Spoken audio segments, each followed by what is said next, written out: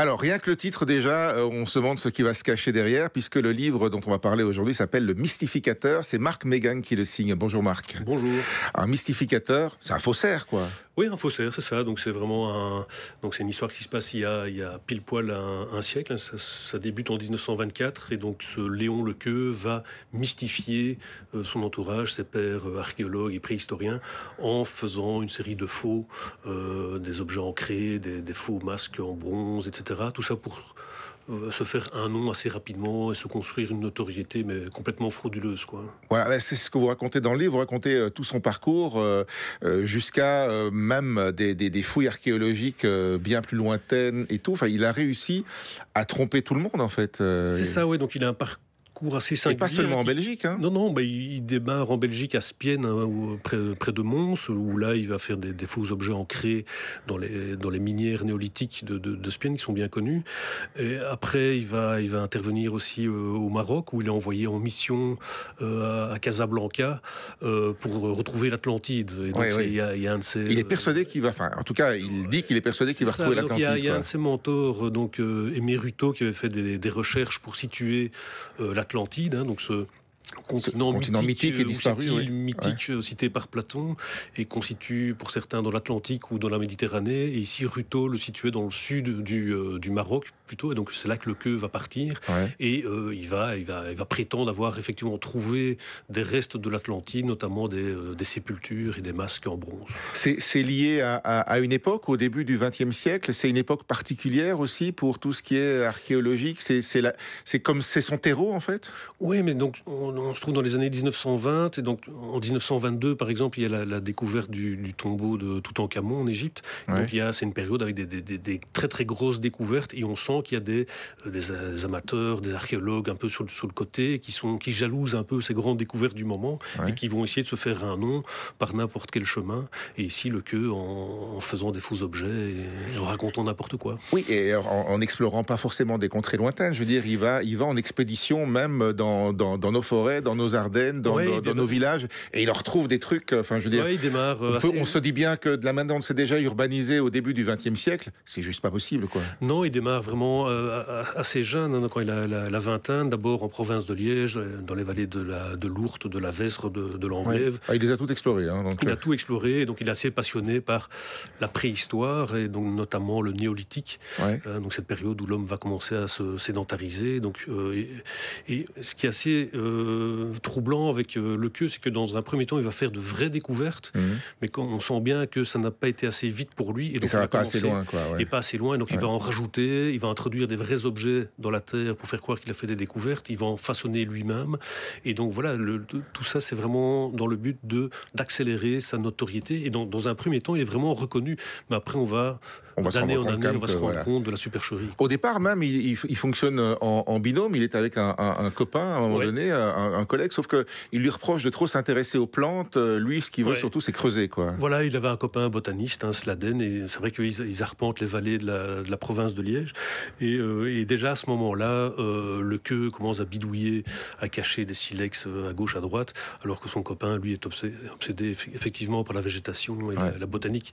Mais donc, ça, c'est un parcours de deux amis comme ça qui prennent des chemins différents dans la jeunesse. Ouais. Et voilà, Lequeux, lui, prend toute direction.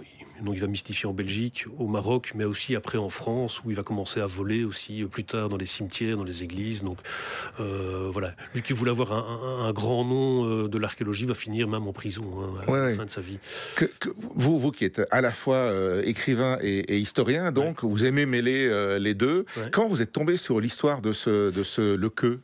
Mais ça fait 20 ans, un peu plus de 20 ans que je fais de l'histoire et de l'archéologie à Bruxelles. Donc je travaille pour le département d'archéologie de la région bruxelloise. Et en 2010, c'est la première fois que j'ai entendu parler de Lequeux. Je faisais un atlas archéologique de la commune d'Auderghem. Ouais. En bordure de la forêt, parfait pour faire des découvertes. Voilà, et au prieuré de Rouge-Cloître, on mentionnait que Lequeux avait caché des microlithes, donc des petits objets en silex, donc des armatures, des pointes de flèches, dans la terre. Et donc il avait il avait appelé des collègues archéologues pour dire venez voir ce que j'ai découvert. Et en fait, voilà, il a commencé à mystifier ça. Et donc, c'est en faisant ces recherches sur Auderghem que j'ai enfoncé. Vous avez creusé, si j'ose dire. J'ai un peu creusé l'histoire de Lequeux. Mais ça se passe en 2010. Et donc, j'y suis revenu beaucoup plus tard. Moi, j'avais toujours gardé cette histoire en tête. Et voilà, je me suis plongé un peu dans les archives qui existent. Et autour de ça, j'ai créé un roman, quoi. Okay. Donc ça veut dire qu'il y a quand même, vous avez dû dans le roman faire aussi, vous avez comblé les trous quand même. Ça reste un roman malgré tout. C'est complètement un roman parce que on connaît rien de la vie de Lequeux. On connaît quelques publications scientifiques ou pseudo-scientifiques et des articles de presse qui disent qu'il finit en prison, qu'il est condamné à telle peine, etc. Donc on connaît rien de sa vie. Et donc, moi, j'ai imaginé son enfance, sa relation avec son père, avec sa mère, avec ses amis, ses proches. Et donc, je me suis mis dans la peau d'un individu pareil. Comment est-ce qu'on peut mentir et falsifier à ce point-là? Et donc, j'ai construit véritablement une intrigue, un personnage.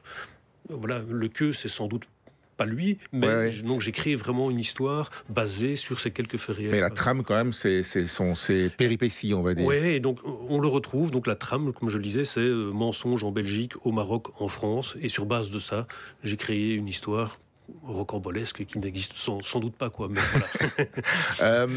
Il fallait que ça se passe dans ces années-là, en 1920. On pouvait plus facilement mystifier à l'époque qu'aujourd'hui, en tout cas sur les découvertes archéologiques et sur leur authenticité, parce qu'on n'avait pas la technologie aujourd'hui, le carbone 14, etc., pour dater. Oui, entre autres, et c'est vrai que là on parle de préhistoire, et c'est vrai qu'on est encore à une période assez charnière où, voilà, aujourd'hui on a un siècle, on a fait des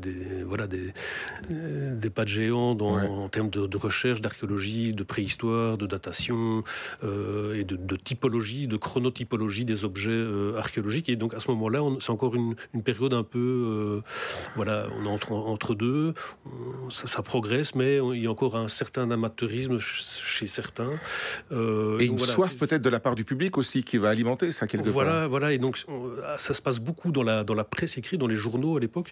Il y a des pages sur l'archéologie. Il suffit, j'ai dépouillé pas mal de journaux, aussi bien français, belges, et même des pages éditées en Algérie, au Maroc, etc.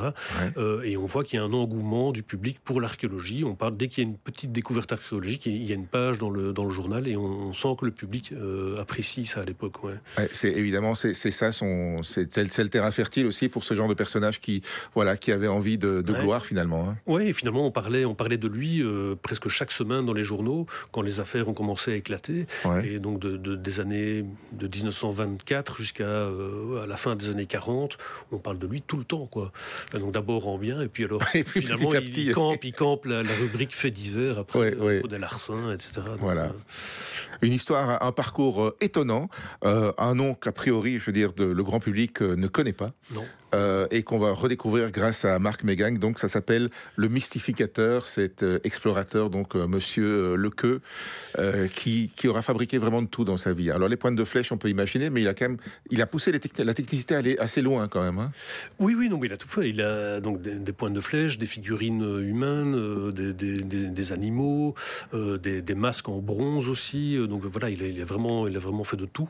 Et donc je pense qu'il devait être assez habile aussi de ses mains, mais à force d'avoir eu des vrais objets, voilà, lors de ces mystificateur génial, on dirait quand même. Je pense. C'est un peu immoral de dire ça, mais le personnage que j'ai créé, finalement, il devient. Enfin, pour moi, je m'y suis attaché à ce personnage que j'ai augmenté, on va dire, par le roman.